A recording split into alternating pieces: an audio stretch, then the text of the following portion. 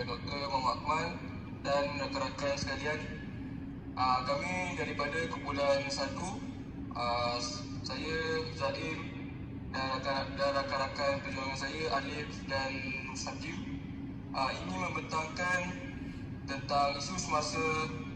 Tajuk dia adalah sejauh manakah ahli parlimen yang dipilih memenuhi kriteria kehendak rakyat setempat. Saya akan menerangkan sebagai pengenalan. Next slide.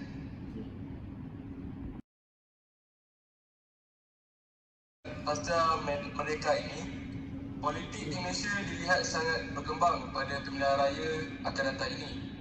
Malaysia mengamalkan sistem demokrasi parlimen di bawah pentadbiran Raja Perlembagaan. Malaysia diketuai oleh Seri Paduka Baginda yang di-Pertua Agong yang dipilih daripada ke-9 Sultan Negeri Melayu untuk berkhidmat selama 5 tahun sebagai Ketua Negara dan Pemerintah tertinggi negara. Sistem ini adalah berdasarkan sistem Westminster kerana Malaysia merupakan bekas tanah jajahan British. Dalam pilihan raya yang bakal berlangsung ini, pemimpin atau calon yang bertanding haruslah mempunyai semangat yang tinggi untuk memenuhi kriteria pilihan rakyat. Rakyat sentiasa memerhati tingkah laku atau keprihatinan calon yang bertanding pilihan raya akan datang ini. Kalau datang tu bila sorry. Dalam pilihan calon yang bertanding pilihan raya yang telah berlangsung ini. Akan ada pilihan raya negeri tau. Tahun ini, bulan 3, bulan 4. Oh, pilihan raya negeri ahli dewan Dewan Undangan Negeri. okay. Teruskan. Pemimpin atau calon yang rakyat sentiasa memerhati tingkah laku atau keprihatinan calon yang bertanding di pilihan raya ini. Dalam konteks ini, calon pemimpin yang bertanding memikul tanggungjawab berat bagi merealisasikan hasrat negara untuk menjadi negara maju dari segala aspek. Okey, seterusnya artikel ini akan menguraikan beberapa persoalan yang berkaitan dengan syarat dan kelayakan ahli parlimen Malaysia berdasarkan perlembagaan persekutuan yang kemudiannya akan dinilai syarat-syarat dan kelayakan tersebut menurut perspektif Islam. Okey, next slide. Latar belakang. Latar belakang ini akan menerangkan tentang kelayakan ahli parlimen mengikut perspektif Islam. Yang pertama, penilaian dari aspek kewarganegaraan. Okay, untuk menjadi seorang ahli parlimen, haruslah seorang ahli parlimen itu merupakan seorang warga negara yang bermaus tasdik. Ini kerana seorang warga negara yang tinggal di luar negara atas sebab-sebab tertentu dianggap tidak sesuai dilantik sebagai ahli parlimen, walaupun dia masih boleh menggunakan kewarganegaraannya. Namun kedudukannya di luar negara tidak sesuai untuk menjadi ahli parlimen. Nombor 2, penilaian dari segi umur dan kematangan. Untuk menjadi seseorang ahli parlimen di Malaysia mestilah berumur tidak kurang dari 30 tahun dan tidak kurang dari 21 tahun untuk ahli Dewan Rakyat. Seseorang ahli parlimen sewajarnya mencapai tahap kematangan berdasarkan kepada tahap umur tertentu. Individu yang belum mencapai tahap mukallaf, yang umurnya terlalu muda, tidak sesuai diserahkan tugas dan tanggungjawab sebagai ahli majlis perundangan. Mukallaf ni maksudnya sebagai orang yang berakal dan sampai umur, maksudnya dah balik dah. Okey, seterusnya kesempurnaan akal. Seorang untuk menjadi ahli parlimen hendaklah berfikiran waras, dia tidak gila dan seperti sabda Rasulullah SAW, iaitu 3 orang yang dikecualikan daripada kewajipan oleh Allah ialah orang yang tidur sehingga dibangun, seorang kanak sehingga dia bermimpi balik, dan seseorang yang gila sehingga dia berakal. Setelah dianalisis, didapati perlukan dari segi kesempurnaan akal sedia ada dalam perlembagaan persekutuan dan perlembagaan negara-negara tidak bercanggah dengan prinsip-prinsip Islam. Oleh itu, perlukan yang sedia ada haruslah dikekalkan. Seterusnya, penyataan masalah.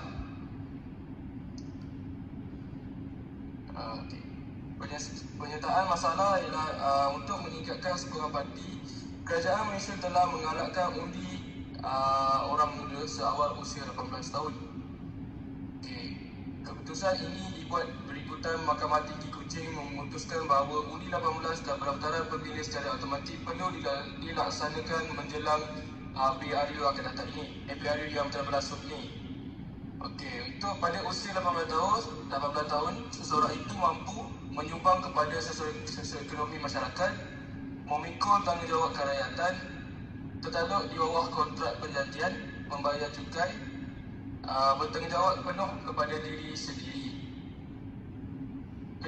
Majoriti negara di Eropah pun telah menurunkan had umur minima mengundi kepada 18 tahun sejak dari era 60-an. So, Malaysia pun haruslah mengikuti cara ini untuk memilih pemimpin dari peringkat umum. Seterusnya adalah sistem pendidikan politik di peringkat sekolah. Permasalahan kajian ini adalah untuk melihat adakah implikasi mata pelajaran pendidikan politik ini mampu untuk diterapkan pada peringkat persekolahan menengah, kerana ia adalah satu keperluan pada era Malaysia baru ini memandangkan demokrasinya yang dilihat semakin terbuka. Itu sahaja. Seterusnya adalah objektif kajian berdasarkan Muhammad Alif. Seterusnya adalah berkaitan dengan objektif kajian yang kami lakukan. Objektif yang pertama adalah kami melakukan kajian ini untuk mendapatkan pandangan rakyat setempat bagi melantik ahli parlimen ataupun wakil rakyat bagi kawasan mereka. Hal ini perlu dititik beratkan, memandangkan pilihan raya adalah satu proses untuk kita memilih wakil bagi rakyat kawasan kita untuk menyuarakan segala pendapat ataupun segala kesusahan yang kita hadapi ataupun pembaharuan yang kita perlukan dalam kawasan kita. Seterusnya, kajian yang objektif yang kedua adalah untuk mendapatkan maklumat berkaitan kriteria yang paling diinginkan ataupun diminati oleh masyarakat setempat bagi ahli parlimen pilihan mereka. Jadi perkara ini sangat pentinglah. Objektif yang kedua ni, rakyat setempat perlulah berhati-hati dalam memilih wakil rakyat mereka berkaitan dengan kriteria yang sepatutnya mereka pilih sebagai wakil rakyat mereka. Seterusnya adalah metodologi kajian. Cara kami melakukan kajian ini adalah dengan menggunakan kaedah persampelan. Ini dengan menyebarkan data ataupun soalan yang kami edarkan kepada lebih daripada 30 orang responden, dan ini adalah merupakan saiz minimum responden yang diperlukan untuk kami menganalisis data sejauh mana kriteria yang rakyat setempat inginkan bagi ahli parlimen ataupun wakil rakyat bagi kawasan mereka. Kami menggunakan kaedah persampelan ini dengan menyebarkan borang soal selidik secara dalam talian atau lebih dikenali sebagai Google Form. Kami edarkan melalui WhatsApp, Telegram dan juga secara manual lah dengan scan QR code. Seterusnya.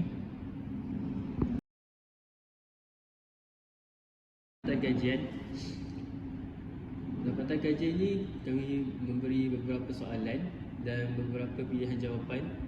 Dari situ responden dapat memilih jawapan untuk soalan tersebut. Seperti yang kita dapat lihat, dia ada warna biru tu, mereka sangat setuju dengan statement soalan tu. Atau merah setuju, kuning tidak puas, tidak pasti, hijau tidak setuju dan ungu sangat tidak setuju.